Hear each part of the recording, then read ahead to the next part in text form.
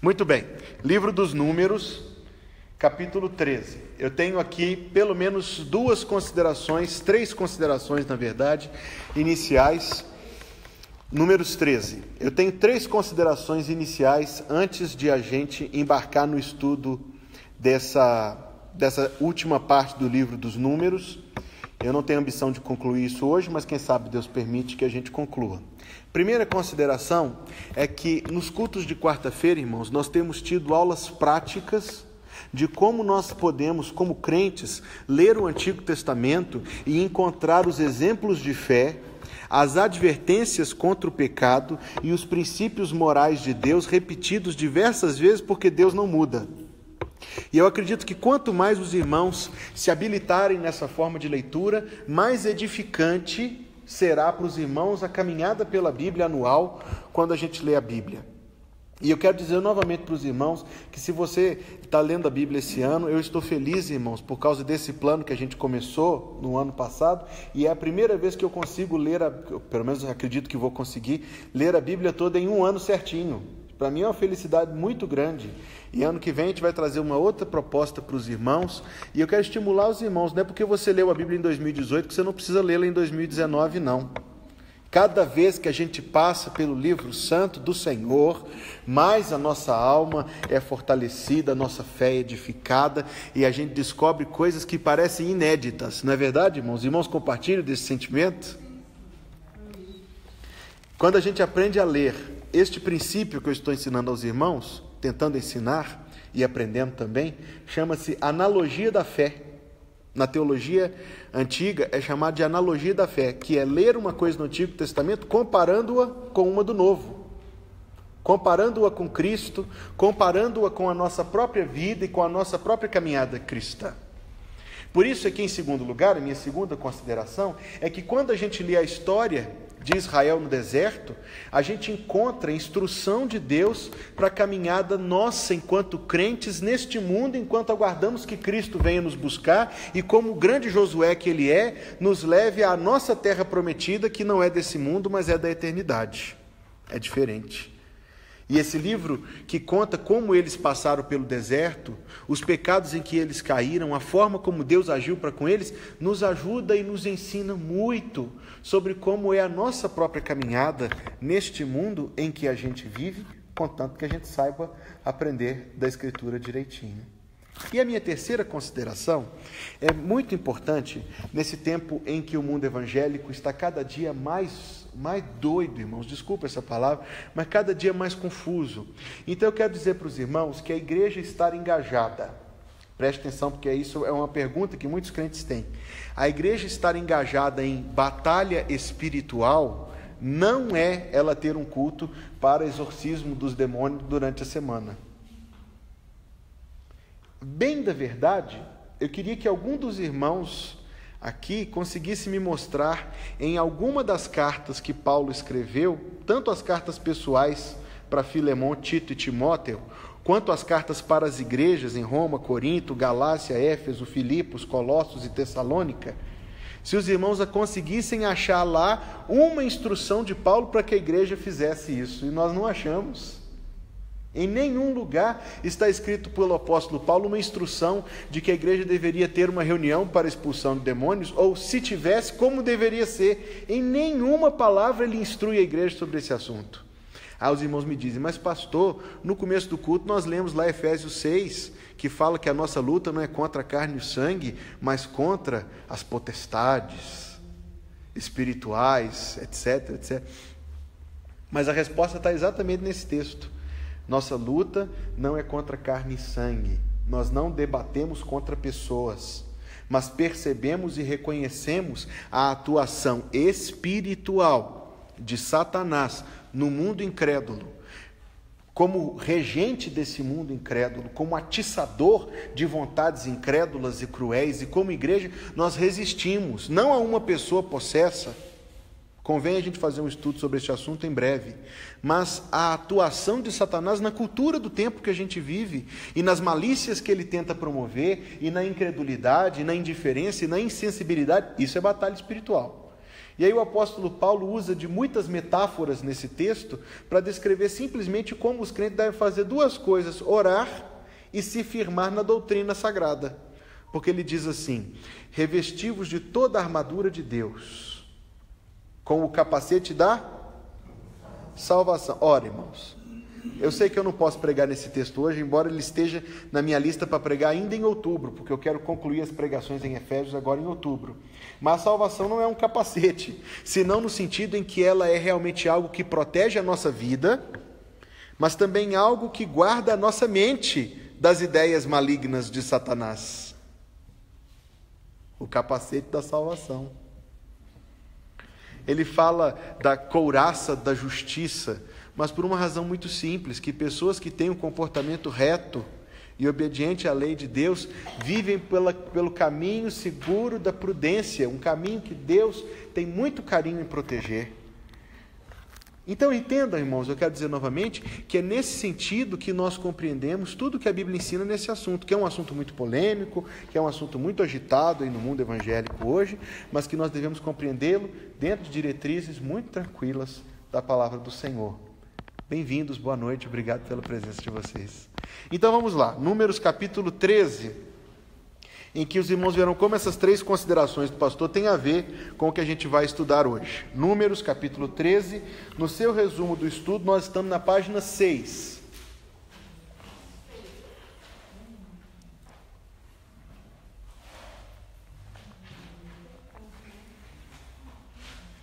Números capítulo 13, na apostila que já foi entregue aos irmãos, acho que a gente nem tem mais, é a página 6. Porque eu já estou escrevendo de Deuteronômio, irmãos.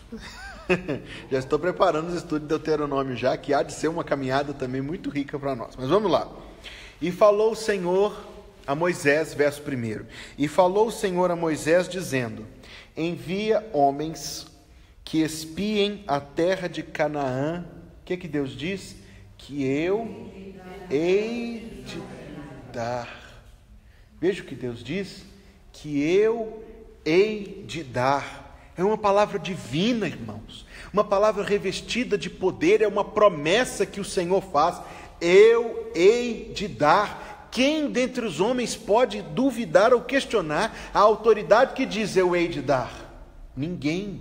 É o próprio Deus que diz eu hei de dar. A fé, irmãos, fé que Josué, fé que Caleb demonstraram, é quando a nossa alma se pega à palavra do Senhor firmemente, mesmo quando todas as circunstâncias e o aspecto delas nos parece o contrário daquilo que Deus disse. E é por isso que foi tão grande aos olhos de Deus e tão vulgar o pecado da incredulidade daqueles homens. Mas tem mais uma coisa para a gente reparar aí, veja aí, que eu hei de dar aos filhos de Israel, de cada tribo de seus pais enviareis um homem, veja o que Deus diz, sendo cada um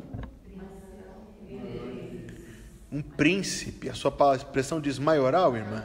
A minha Bíblia diz príncipe. Ora, o povo de Israel tinha rei naquele tempo? Por que príncipe? A ideia de príncipe aqui realmente não é a de filho de um rei, mas é a de um homem de nobreza, de valor, de posição, de um homem que estava ali representando aquele povo diante do Senhor. Era um homem, irmãos, para dizer nada menos que isso, um homem de quem Deus esperava muito, a ponto de que o próprio Deus deu a eles o nome de príncipes. Veja que coisa notável, que foram os príncipes de Israel, esses homens valorosos aos olhos de Deus, esses príncipes do reino do Senhor, demonstraram deslealdade, tolice, incredulidade, carnalidade, agitaram o povo e levaram o povo a pecados terríveis aos olhos do Senhor. A igreja do Senhor tem os seus príncipes, as igrejas, para ser correto. As igrejas do Senhor têm os seus príncipes, seus pastores, os seus diáconos, os homens de Deus são príncipes do Senhor na igreja. Não estou querendo puxar sardinha, não. É um reconhecimento do que a Bíblia diz. E esses homens, meus irmãos queridos, nós temos que ser homens honrados, firmes, colunas de Deus na igreja do Senhor, que façam com que a igreja seja espiritual, santa, pura, vigilante, operante. Um dos livros que eu li na minha formação ministerial foi o seguinte, e eu não lembro nem que livro foi mais, mas essa frase ficou dentro do meu coração de uma maneira tremenda e impressionante, porque a frase do livro é o seguinte: raramente ou nunca uma igreja ora mais do que o pastor que ela tem. Olha que frase, irmãos. Raramente ou nunca uma igreja ora mais do que o pastor que Deus colocou nela.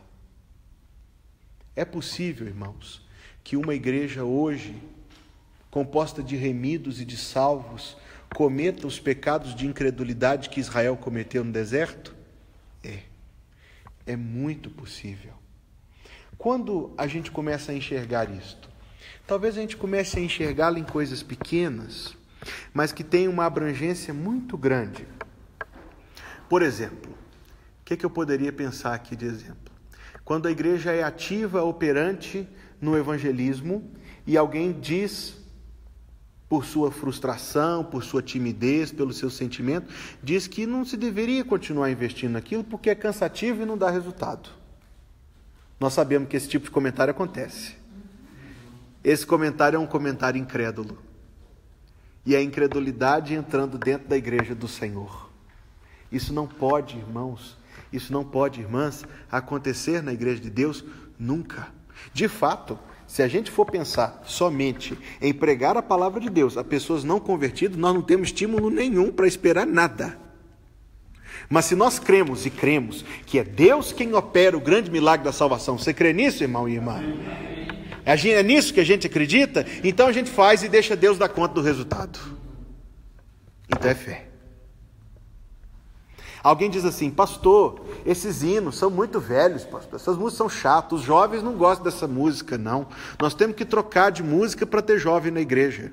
Sabe o que é isso, irmãos? Incredulidade, raciocínio carnal, que acredita que nós precisamos nos intrometer nas coisas de Deus para elas darem certo.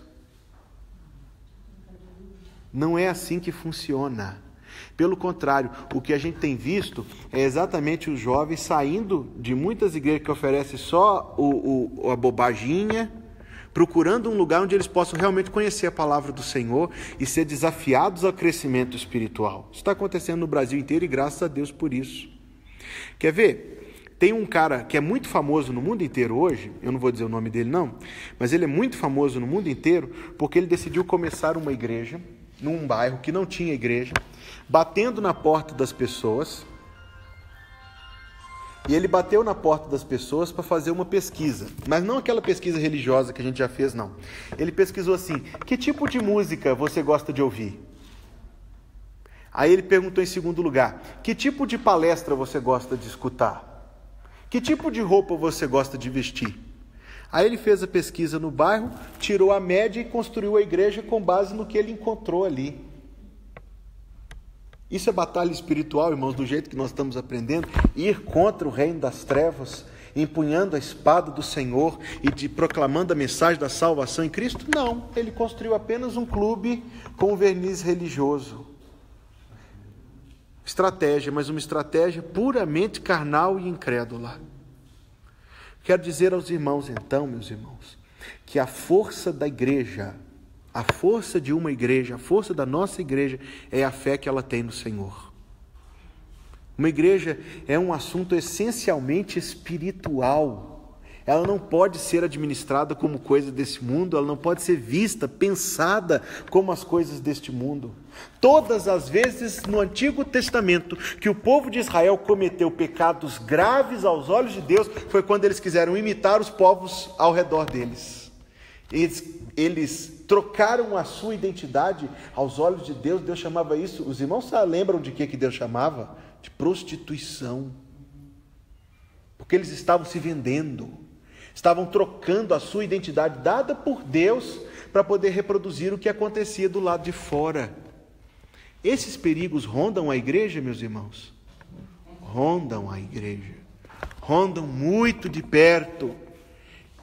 E a única forma como a igreja consegue vencer esta influência maligna de Satanás semeando divisão e heresia, e do mundo com as suas carnalidades e com as suas modas e com os seus modismos, é apenas se ela permanecer firme em duas coisas: na palavra do Senhor e na oração. Na palavra do Senhor e na oração. Quanto mais a igreja fizer isso, irmãos, mais de vento em popa ela irá. Mais saudável, mais forte, mais feliz, mais abençoada, porque Deus se alegra. Deus se alegra, Deus diz: eu hei de dar. Eu hei de dar. Deus faz. Deus não fez pelo povo de Israel por causa da sua incredulidade, por causa do seu mundanismo e da forma como eles não estavam buscando as coisas do Senhor. Apenas mais um exemplo. Quantas e quantas vezes nós já ouvimos falar de igrejas trocarem a pregação da palavra pela palestra de um psicólogo, de um terapeuta, porque ele vai tratar de certo assunto. Nós já tivemos isso aqui na igreja, na escola dominical e numa visão cristã por um pastor, totalmente diferente. A pessoa troca a pregação da palavra por uma palestra. Note, e é muito simples, eu já falei isso aqui nas quartas-feiras. Depois de ouvir uma pregação, você deve fazer a seguinte pergunta: o incrédulo que estivesse sentado aqui nos bancos, muçulmano, budista, ateu, o que for, ele ia de alguma maneira entender o evangelho com base no que foi falado aqui ou não? Porque a palestra que é dada pode ser dada no centro espírita, a palestra do psicólogo é bem-vinda na sinagoga e na reunião de muçulmano e de budista, não ofende ninguém. O evangelho, porém, produz vida e salvação. O culto da igreja é para a pregação do evangelho. É para a pregação do evangelho. Vou dizer para os irmãos que uns 3 ou 4 políticos nesse período eleitoral aqui, candidato a deputado estadual, entraram em contato comigo pedindo para vir aqui na igreja. Os irmãos imaginam qual foi a resposta do pastor Hugo, né? Era de um partido de lá, eles não apareceram, né? Vou falar as cores do partido: vermelho, azul, amarelo, verde, roxo, rosa, a cor que for, o número que for, a bandeira que for. Esta casa aqui, desde o primeiro domingo, desde o nosso primeiro culto aqui, eu preguei aos irmãos e disse: é uma casa de oração e é uma casa de pregação. Campanha fazem em qualquer outro lugar, mas aqui não. Israel cometeu um pecado terrível contra Deus na sua caminhada, porque eles foram incrédulos. A igreja do Senhor não será incrédula, em nome de Jesus. Tem mais um ponto importante aqui. No versículo 1 primeiro, que eu ia falar isso, eu acabei divergindo. Eu sempre falo aos irmãos, a gente faz o estudo, não é seguido, irmãos, mas a gente vai fazendo os pontos no livro à medida que eles se apresentam a nós. É porque isso aqui é muito notável, a forma como isso se repete na Bíblia várias vezes. E falou o Senhor a quem? Quem era Moisés, irmãos? Moisés era o mediador da aliança entre Deus e o povo. Quem sucedeu Moisés? Mas não como mediador da aliança. Josué era de fato profeta, Josué era de fato juiz, mas mediador da aliança, não. O único outro mediador da aliança que nós temos na Bíblia, além de Moisés, é quem? Jesus Cristo, nosso Senhor e Salvador. Deus falava por intermédio de Moisés, e quando nós chegamos a Hebreus, capítulo 1, verso 1, nós encontramos palavras tremendas. Deus falou antigamente aos pais pelos profetas, mas a nós nestes dias nos fala pelo Filho, o mediador da nova aliança, da nossa salvação, e diz mais: Filho a quem constituiu herdeiro de todas as coisas e por meio de quem fez também o mundo. Nesse sentido é que Jesus Cristo é o mediador da aliança. Deus fala conosco por meio de quem? Por meio de Jesus Cristo, nosso Senhor, da palavra escrita. Passava um amigo meu do seminário na porta de uma igreja aqui de Belo Horizonte, não direi quem, nem qual igreja, nem quando, nem debaixo de pancada, mas havia um culto de jovens naquela igreja, e o rapaz lá no culto de jovens, muito empolgado, entusiasmado, emotivo, sentimental, não confunda sentimento com Deus, disse o seguinte: que Deus usou Renato Russo para dizer que é preciso amar as pessoas como se não houvesse amanhã. O tamanho da bobagem extraordinária. Um homem que era um blasfemo, completamente fora da lei de Deus, que se ouviu o Evangelho rejeitou por completo. Talvez podemos pedir ao Senhor que ele tenha se arrependido antes de morrer, mas não temos notícia nenhuma disso. Que não tinha o Espírito Santo, que não nasceu de novo. As pessoas preferem ouvir os poetas do seu tempo a abrir o livro do Senhor, meditar no livro do Senhor. Eu já disse isso aos irmãos, eu torno a dizer, a resposta para muitas das nossas perguntas estão nas páginas da Bíblia que nós não lemos. E na meditação, na reflexão que não fizemos nas coisas santas do Senhor. Mas vamos voltar então aos espias. Porque Deus mandou que eles fossem espiar a terra, mas antes de eles irem, Deus já deu a eles a ordem, o comando e a promessa, que espiem a terra que eu hei de dar. Fé, irmãos, eu digo novamente, é nós nos pegarmos às promessas de Deus, mesmo quando aquilo que a gente vê, pensa e sente, não está em harmonia com o que Deus prometeu. E então a gente troca o que a gente vê, a gente troca o que a gente pensa e a gente troca o que a gente sente por aquilo que o Senhor disse. Isso é fé. Algo que Deus muitíssimo abençoa, algo que Deus muitíssimo aprova. Nós sabemos o que aconteceu. Eles foram lá na terra prometida, voltaram carregando das bênçãos que tinha lá, cachos de uvas e romãs e figos, mas o que eles disseram ao povo?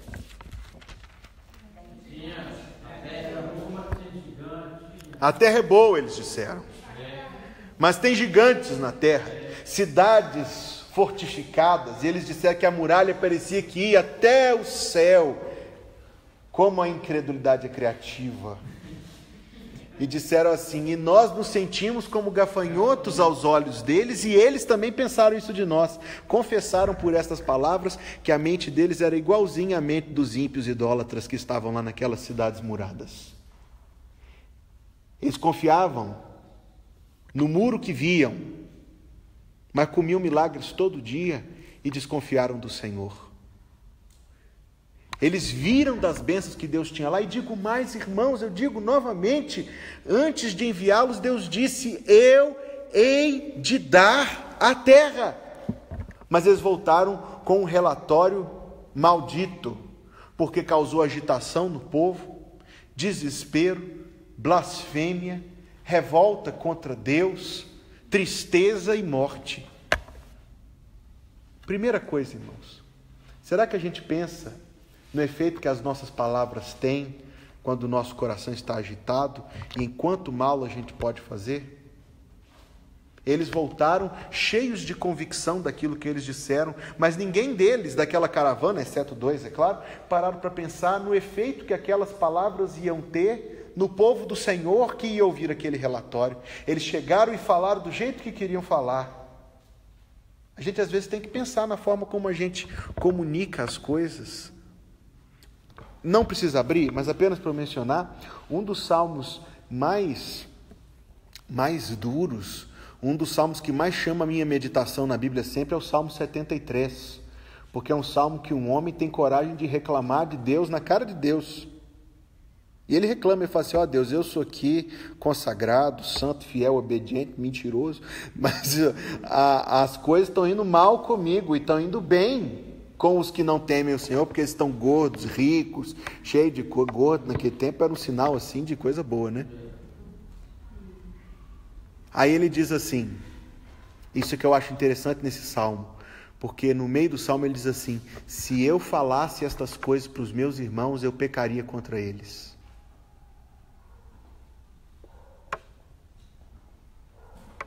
Vamos pensar um pouquinho nisso, irmãos.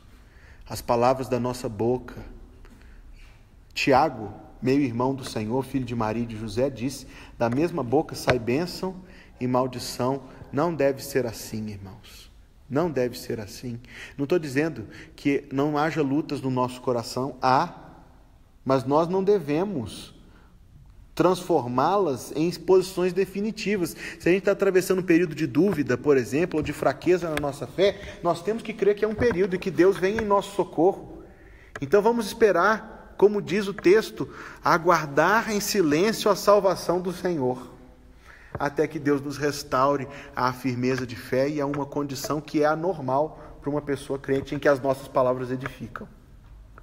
Digo isso aos irmãos como uma das coisas que a gente vai encontrando na nossa leitura do livro do Senhor. Tem mais uma coisa. Existe um hábito muito muito maligno na nossa carne, que é o de a gente ser, por vezes, tentado a confiar na nossa própria forma de ver as coisas. Deixa eu tentar pensar num exemplo que eu possa dizer. Tá, os irmãos aqui aguentam esse exemplo mais duro um pouquinho. Tem um pastor aqui no Brasil que, para mim, ele é uma pessoa não convertida, pelas coisas absurdas que ele fala da Bíblia Sagrada. Ele fala coisas assim que às vezes a gente fica... É inimaginável que uma pessoa tenha coragem de falar as coisas que ele fala. E ele tem muita gente que segue ele. Muita gente que segue ele. Aí uma vez eu conversava com um colega pastor sobre essa pessoa em particular, não querendo engajar em conversa de maledicência, porque não era, mas a gente falou sobre essa pessoa. Ele disse, eu ouvi ele e não vi nada demais não. Talvez tenha ouvido uma pregação em que ele foi cuidadoso com as bobagens, com as heresias dele. Mas o que eu quero dizer aos irmãos é o seguinte, o que nos serve de critério não é a nossa opinião, nem o nosso sentimento, mas o que a palavra do Senhor diz. Assim como Israel e os príncipes de Israel tinham a palavra do Senhor, porque Deus disse que ia dar, mas eles disseram, não, Deus não vai dar não, porque isso aqui é muito violento, é muito grande, é muito forte. Quando Deus recrimina certas coisas, muitas vezes a igreja do Senhor e o povo do Senhor permanecem incrédulos, simplesmente porque na cabeça deles eles estão enxergando a coisa de um jeito diferente. Deus diz que uma coisa é grave, mas ela não nos parece grave. Então a gente não está vendo gravidade nenhuma. Deus diz que uma coisa é séria, importante, mas não nos parece importante, então a gente não faz. Veja, irmãos, que nós não somos guiados somente pela nossa mente incrédula, mas pelo Espírito do Senhor e pela palavra do Senhor. Vamos prosseguir com o texto? Porque eu tenho que perguntar para os irmãos, por que Josué e Caleb eram diferentes desses outros? Capítulo 14, versos 7, 8 e 9. Capítulo 14, versos 7, 8 e 9, em que nós lemos assim: E falaram a toda a congregação dos filhos de Israel, dizendo, a terra pela qual passamos a espiar é terra muito boa. Se o Senhor se agradar de nós. O que eles tinham de diferente, irmão? Eles eram pessoas dependentes de Deus, que confiavam em Deus e que buscavam o Senhor. Se o Senhor se agradar de nós, então nos porá nesta terra e nos dará terra que mana leite e mel. Tão somente, olha o apelo que eles fazem ao povo: não sejais rebeldes contra o Senhor, e não temais o povo desta terra, porquanto são eles o nosso pão. Quer dizer, nós vamos vencê-los, nós vamos subjugá-los. Retirou-se deles o seu amparo, uma visão espiritual das coisas. O Senhor é conosco. Uma fé na aliança e nas promessas de Deus, e uma conclusão do que o povo deve viver e fazer: não os temais. Não os temais.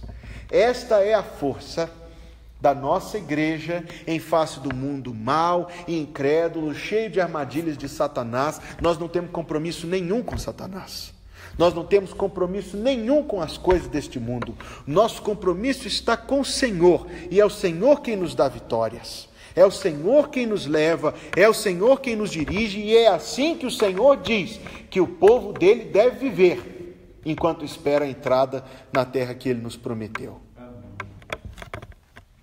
Vamos prosseguir então para capítulo 20.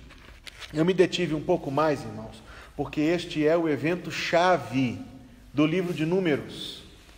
É a explicação por que essa peregrinação, que poderia ter durado alguns meses somente, durou 40 anos. É a razão por que Deus condenou toda aquela geração a morrer no deserto, porque eles eram incrédulos, terrivelmente incrédulos, que não queriam se converter. E não alcançaram as promessas. E agora nós vamos ver por que Moisés também não alcançou. Porque as pessoas... Alguém diz assim que era porque Moisés matou o egípcio, e não foi por isso. Ou que foi porque Moisés se casou com a mulher que na outra quarta-feira eu falei com os irmãos, a Cusita ou Cuxita lá, que na minha opinião era apenas Zípora mesmo e tudo tranquilo. E também não foi por isto. Oi? Foi porque ele bateu na pedra. A razão por que Moisés não entrou, e veja novamente, porque a nossa mente carnal diz assim, mas isso não é tão grave. Matar o egípcio é mais grave que bater na pedra. Examinemos com muito cuidado a palavra do Senhor. Capítulo 20. Veja que se alguém quisesse defender Moisés, ainda podia falar assim, mas pastor, mas Deus querido e santo, a irmã dele tinha acabado de morrer, o povo estava lá buzinando na cabeça dele.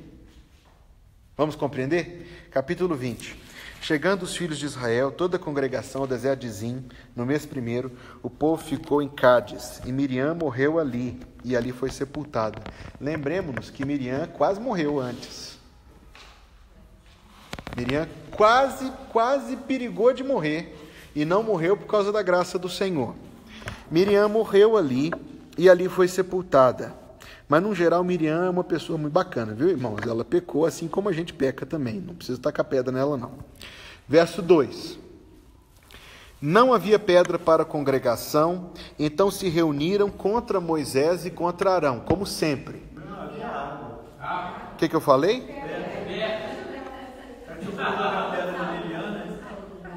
Que é isso, hein, minha gente? É porque eu acabei de voltar, hein? Que eu acabei de voltar. Mas vamos lá. Não havia água para a congregação. Então se reuniram contra Moisés e contra Arão, e o povo contendeu com Moisés, dizendo, quem dera tivéssemos perecido quando pereceram nossos irmãos perante o Senhor. E por que trouxestes a congregação do Senhor a este deserto para que morramos aqui, nós e nossos animais? E por que nos fizeste subir do Egito para nos trazer a este lugar mau? Lugar onde não há semente, nem de figos, nem de vides, nem de romãs, nem tem água para beber. Irmãos, o nosso coração é igualzinho. Igualzinho. Que eu voltei às terras mineiras, agora eu volto a falar igualzinho. Não é, irmãos, pela graça de Deus em nosso socorro, irmãos. Não é, irmãos, a graça de Deus que nos socorre. Se não fosse o Senhor que esteve ao nosso lado, quando nossos inimigos se levantaram contra nós, nossos pecados, eles nos teriam derrubado. Vamos prosseguir. Então Moisés e Arão se foram de diante do povo, à porta da tenda da congregação, e se lançaram sobre os seus rostos, e a glória do Senhor lhes apareceu. E o Senhor falou a Moisés, dizendo, toma a vara, ajunta a congregação, tu e Arão teu irmão, e falai. O que Deus mandou, irmãos? Falai à rocha perante os seus olhos, e dará a sua água. Assim lhes tirarás água da rocha, e darás a beber à congregação e aos seus animais. E Moisés e Arão reuniram a congregação diante da rocha, e Moisés disse-lhes, ouvi agora, rebeldes, porventura tiraremos nós a água desta rocha para vós? Então Moisés levantou a sua mão e feriu a rocha 2 vezes com a sua vara. E saiu muita água, e bebeu a congregação e os seus animais. E o Senhor disse a Moisés, porquanto não crestes em mim, para me santificardes diante dos filhos de Israel, por isso não introduzireis esta congregação na terra que lhes tenho dado. E estas são as águas de Meribá, palavra que significa contenda. Porque os filhos de Israel contenderam com o Senhor e se santificou neles. Sabe qual que é a razão por que esse pecado foi tão grave? E se não fosse o Novo Testamento, nós não compreenderíamos. Mas lá em 1 Coríntios 10, o apóstolo Paulo diz o seguinte, e a pedra era Cristo. Consulte, 1 Coríntios capítulo 10, anote aí do lado desse texto na sua Bíblia, para você não esquecer disso, que o Novo Testamento completa o Antigo, e o Antigo Testamento sem o Novo são apenas as peças incompletas de um quebra-cabeças. Capítulo 10, verso número 4. E todos beberam de uma mesma bebida espiritual, porque bebiam da pedra espiritual que os seguia, e a pedra era Cristo. uma pedra que os seguia. Veja que expressão notável que ele usa. Bebiam uma bebida espiritual. É como se dissesse para nós que aquela água surgia ali por um efeito miraculoso do poder de Deus. Ela não vinha de nenhum lençol abaixo da terra. Ela não brotava de nenhuma mina natural. Era uma água que Deus fazia pelo seu próprio poder brotar ali imediatamente onde estava o rompimento da fenda. É possível isso, irmãos? Claro que é possível. O poder do Senhor é ilimitado. Mas em que sentido? Um bombom do Antigo Testamento, para quem puder me dizer, em que sentido a pedra era Cristo?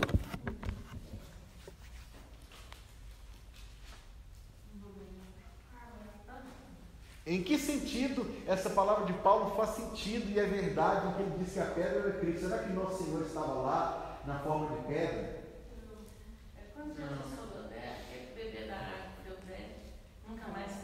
Ele está falando de quê? Da salvação.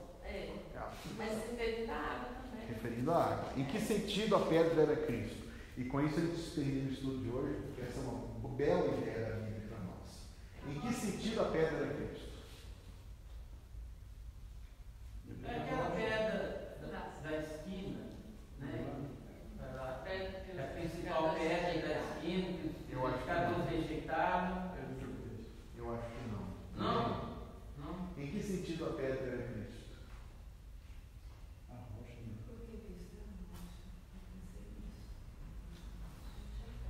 Num grande sentido simbólico da salvação.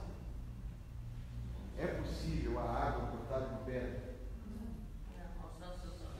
É possível o pecador não convertido ser salvo? Quantas vezes Cristo foi ferido pela nossa salvação? Quantas vezes ele morreu por nós? Está aqui. Quantas vezes ele morreu por nós? No sentido em que Deus propôs aquela pedra como um símbolo da salvação, em que ferida uma vez, algo impossível acontecia por meio dela, Moisés jamais poderia feri-la uma segunda vez. Porque nesse sentido era como se ele estivesse matando Jesus Cristo novamente.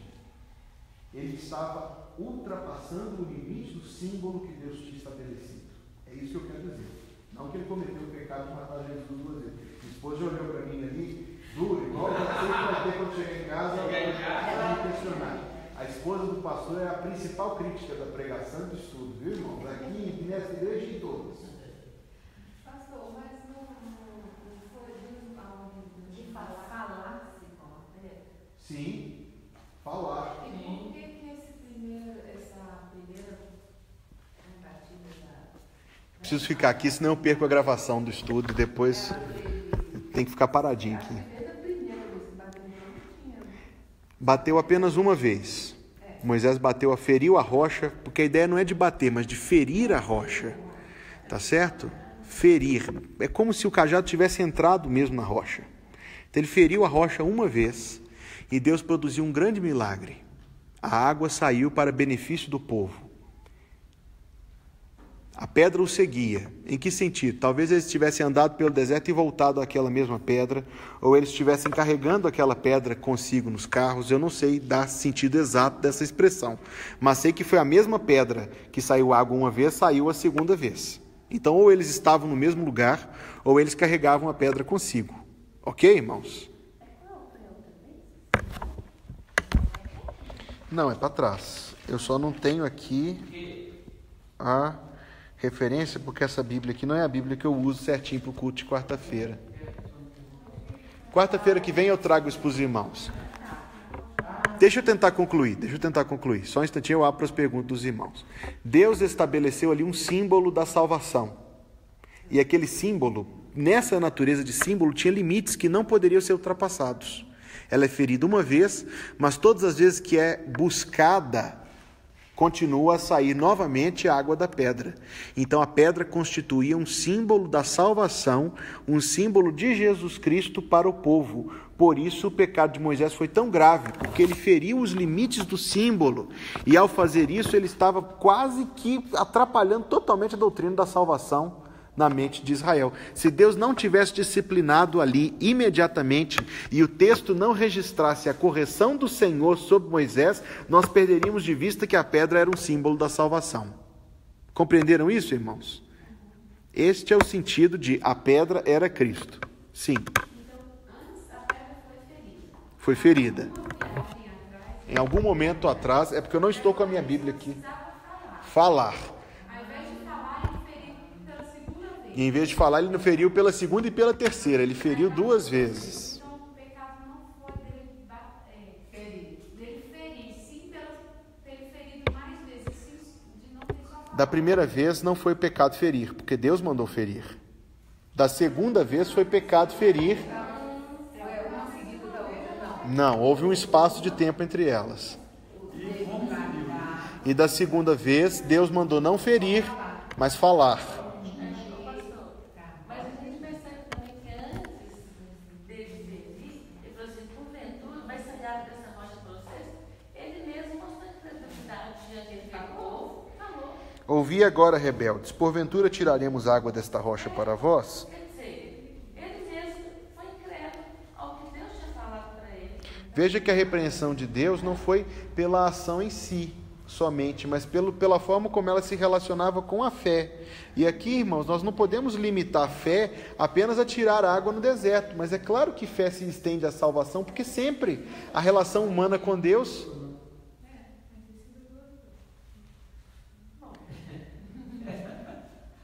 Porque a relação humana com Deus sempre tem a ver com a salvação. Então Deus disse lá no verso número 12, porquanto não crestes em mim.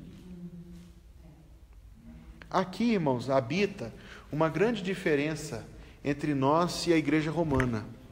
Uma grande diferença entre nós e a igreja romana, e uma diferença que Deus usou Martinho Lutero e Calvino para restaurar.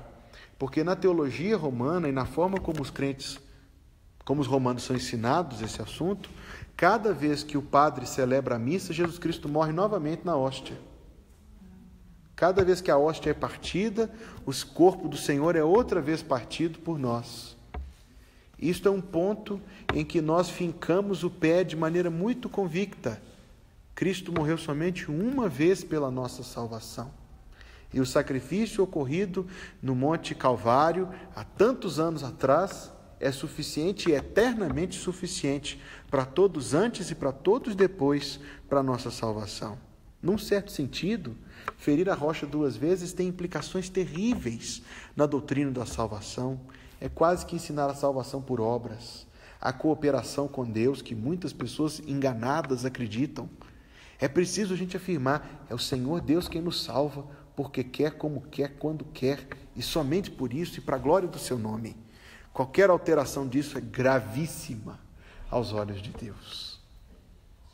Posto isto, irmãos, e quero dizer isso porque muitos crentes ficam em dúvida com essa expressão lá de 1 Coríntios, a pedra era Cristo. Em que sentido? No sentido simbólico, em que Deus havia estabelecido ali um símbolo da doutrina da salvação. Símbolo esse que não pode e Deus não permite ser violado.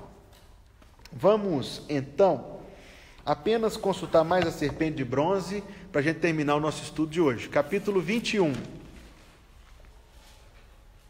É porque quarta-feira que vem eu quero dedicar somente a Balaão. E esses textos de estudo de Balaão me fizeram um bem tão grande, irmãos. Tanto fortalecimento na fé, quando a gente estuda o que aconteceu ali, e com esse profeta ímpio, esse falso profeta, e a história dele. E aí eu estava lendo Números segunda-feira, e aí eu li lá que Moisés mandou matar Balaão. Bem depois. Logo em seguida, ou bem depois, junto dos midianitas, Moisés mandou matar Balaão. E nós vamos ver por que Balaão foi um homem tão desprezível aos olhos do Senhor. E lá fala o que ele fez. Mas deixa lá para quarta-feira que vem. Capítulo 21, verso 4. Números 21, 4. Então partiram do monte Or, pelo caminho do Mar Vermelho, a rodear a terra de Edom. Porém a alma do povo angustiou-se naquele caminho. E o povo falou... A gente tem que dar muita atenção a esses detalhes, porque é Deus que está dizendo que o povo falou contra ele. O povo falou contra Deus e contra Moisés. Por que nos fizeste subir do Egito para que morrêssemos neste deserto? Outra vez a mesma coisa, irmãos? Mas será que a nossa vida, os pecados se repetem também? Pois aqui nem pão há, nem água há, e a nossa alma tem fastio deste pão tão vil. Cruzes. A tradução é um pouquinho imprecisa, porque a palavra vil, para nós, ela significa algo mal, algo ruim, mas a palavra hebraica que eles usaram, estavam chamando o maná de pão de nada. Estava assim, nossa alma está cansada desse pão de nada. Eu preparei uma pregação para pregar em novembro, se Deus quiser, a não ser que Jesus venha me buscar antes, ou buscar todos nós antes. Esse texto me fez entender uma dúvida que eu estava com ela na cabeça há muito tempo, de por que Deus dá tanto valor à fé na salvação. Eu preparei a pregação já, por que a fé? Mas deixa para novembro, vamos antecipar as coisas não. Então eles disseram, nossa alma está cansada desse pão de nada. Então o Senhor mandou entre o povo serpentes ardentes, que picaram o povo e morreu muita gente em Israel. Um juízo de Deus extraordinário, não eram serpentes comuns. O que eram serpentes ardentes? Parece nos dar a entender que a ferida delas causava febre e queimava muito o lugar onde elas tinham mordido. Um juízo terrível, para que o povo aprendesse a gravidade dos seus próprios pecados, meus irmãos. Por isso o povo veio a Moisés, veja que surtiu efeito. Eles disseram, havemos pecado, porquanto temos falado contra o Senhor e contra ti. Ora ao Senhor, que tire de nós estas serpentes. E Moisés orou pelo povo. E disse o Senhor a Moisés, faze uma serpente ardente, e põe-na sobre uma haste. E sucedia, e será que viverá todo que, tendo sido picado, olhar para ela. E Moisés fez uma serpente de metal, de bronze, e pô-la sobre uma haste, e sucedia que, picando alguma serpente a alguém, quando esse olhava para a serpente de metal, que coisa extraordinária, irmãos. Lembre-se sempre que Jesus comparou a sua própria crucificação a este episódio.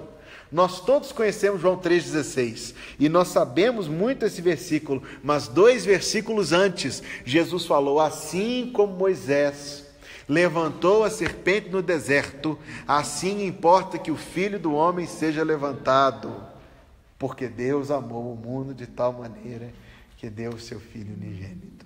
Veja, irmãos, como Jesus Cristo, nosso Senhor e Salvador, liga as coisas do Antigo Testamento a uma importância tremenda na nossa vida. Em que sentido a morte de Cristo na cruz é igualzinho a isto? Em primeiro lugar, ele foi feito pecado, assim como pendurado no madeiro estava uma serpente.